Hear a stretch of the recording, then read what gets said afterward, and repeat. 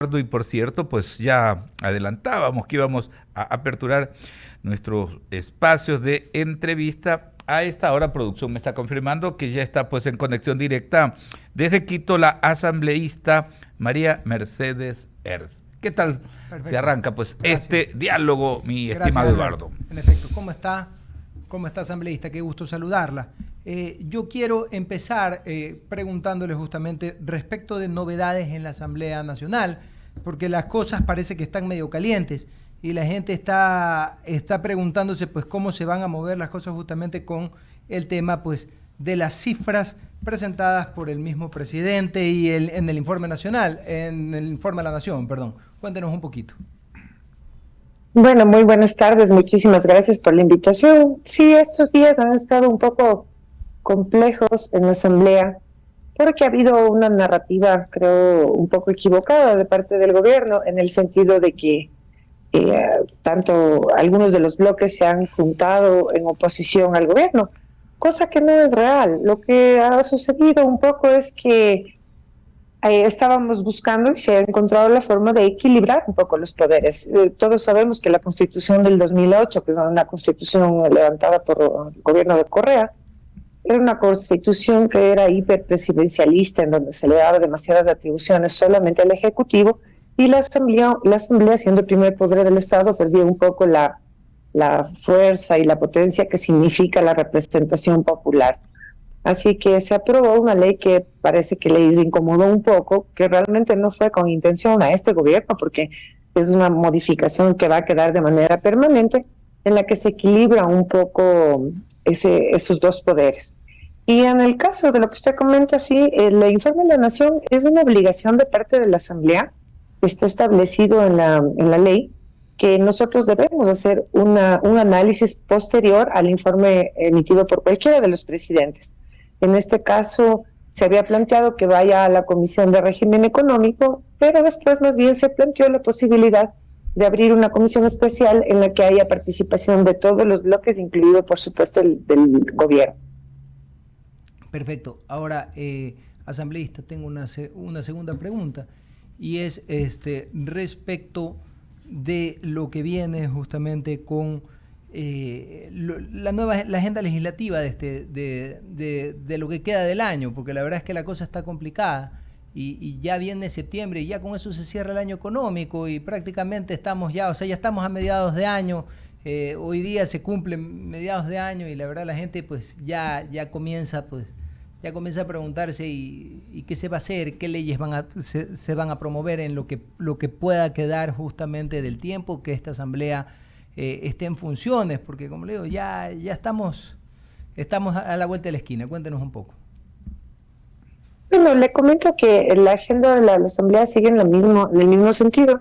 Inicialmente se priorizaron ciertos ejes y fundamentalmente el eje de seguridad, el segundo el económico, el de la producción y el fomento del empleo, y hemos estado trabajando intensamente para eso. Creo que en general la mayoría de las votaciones han sido de manera mayoritaria en favor de las leyes que necesita el país. Han habido algunas polémicas sobre ciertos artículos, algunos que se incorporaron de manera, eh, llamémosle así, un poco turbia, otros en cambio que eran necesarios incorporar, pero que en general el trabajo de la Asamblea ha sido bastante armonioso, bastante coherente, eh, a excepción de ciertas cosas puntuales que por supuesto desde el lado que uno lo mire lo puede ver como una incomodidad hacia algunos de los sectores. Ahora, tengo una pregunta más justamente, asambleísta. Yo sé que se hace bastante y se habla por parte de usted. Esto ya va más a nivel personal y es respecto del tema del Día Mundial del Ambiente que viene mañana justamente. ¿Tiene algo preparado usted como asambleísta? ¿Tienen algo preparado ustedes como bloque, como la misma asamblea? Porque es importante siempre estar vigente, no solo para las juventudes, sino para todos, pues respecto de este derecho al ambiente sano y ecológicamente equilibrado, que es tan importante. Si se va a hacer algún acto, van a tomar alguna acción, y qué van a hacer en este tiempo pues que les queda dentro de la asamblea por el medio ambiente.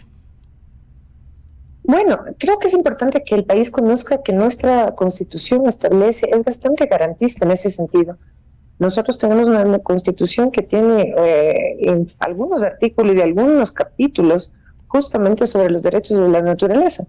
Creo que lastimosamente no se han llevado adelante porque normalmente la agenda que se prioriza es una agenda económica, una agenda de seguridad, pero creo que no necesariamente debe estar en contraposición.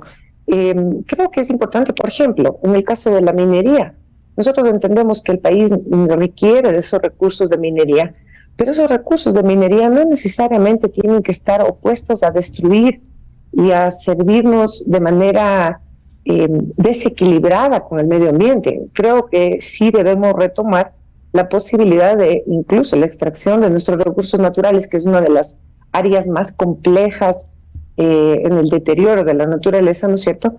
Pero hacer una compensación y buscar realmente que se compense. Se supone que la Constitución establece las compensaciones que nosotros debemos darle a la naturaleza en relación al extractivismo, que lastimosamente en nuestros países es indispensable por la situación económica y por las condiciones del país. Pero creo que se debe buscar de una manera más equilibrada. Realmente no conozco que desde la Asamblea Nacional haya una agenda específica el día de mañana. Sin embargo, me parece una muy buena sugerencia que nosotros podamos proponer a lo mejor para el día de mañana o el día jueves, que hay pleno, porque normalmente los miércoles tenemos comisiones, entonces no se reúne el pleno, pero por trasladarlo a lo mejor para el día jueves para hacer un exhorto en la búsqueda de ese equilibrio, de un equilibrio sostenible, porque entendemos que siempre o sea, es verdad que vamos a perder algo, ¿cierto? Perdemos un capital natural por ganar un capital económico para el desarrollo de la población, desarrollo humano, pero necesitamos que sea de una manera más equilibrada. Alberto Quintana Vera. Gracias, asambleísta, ¿cómo está? Qué gustazo. Con esa misma madurez con la cual usted aborda el tema ambiental, ¿no? Que es un tema tan delicado y a veces quienes hacen dirigencia política, quienes están ocupando un cargo de elección popular, como que se quieren cuidar en sus expresiones, ¿no? Pero usted lo hace con tino, pero con madurez a la vez. Con esa misma madurez, le pido hacer una reflexión, ¿no? Porque nosotros siempre marcamos esta etapa de 1979 para acá, 45 años de vigencia del sistema democrático. Y cuando tenemos que analizar el momento político del país, vemos que nos topamos con estos problemas que no podemos ir desentrañando, ¿no? Y me refiero específicamente a la controversia que hay en la actualidad, ¿no? Por un lado, el señor presidente de la República con el interés de correr por una opción presidencial para las elecciones de febrero del 2025. Es su justo derecho, ¿no? Por otro lado está el tema de la sucesión presidencial, que dice el mandato constitucional.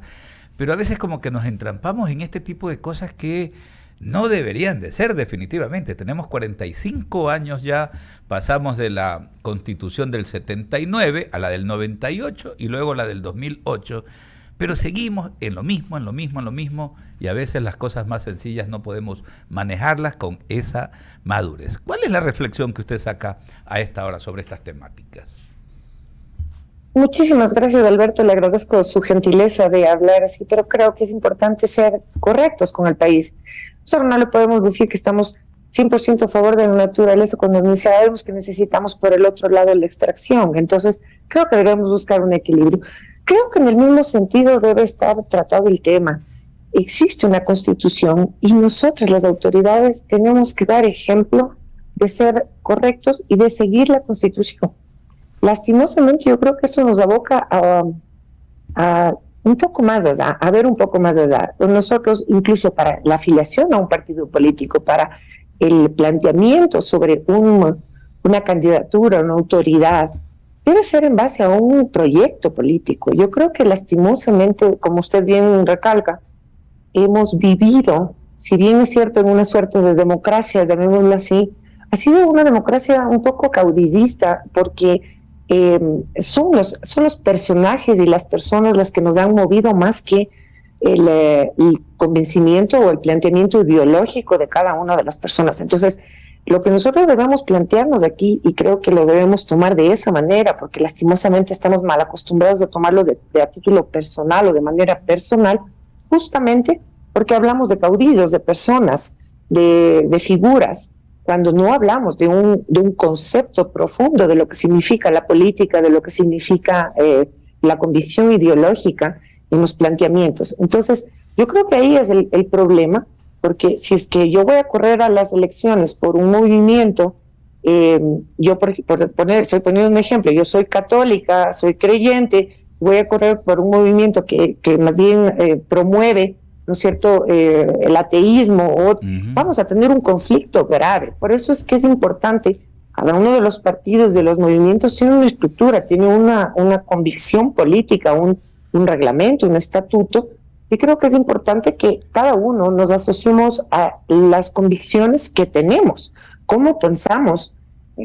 Vemos 17 millones de personas, 17 millones de planteamientos y de pensamientos, pero sí va a haber ciertas coincidencias en el planteamiento político. Entonces, creo que el momento que estamos viviendo queremos estirar las leyes y la norma a hacerla a nuestra medida cuando está ya establecido en la norma cuál es la forma de sucesión.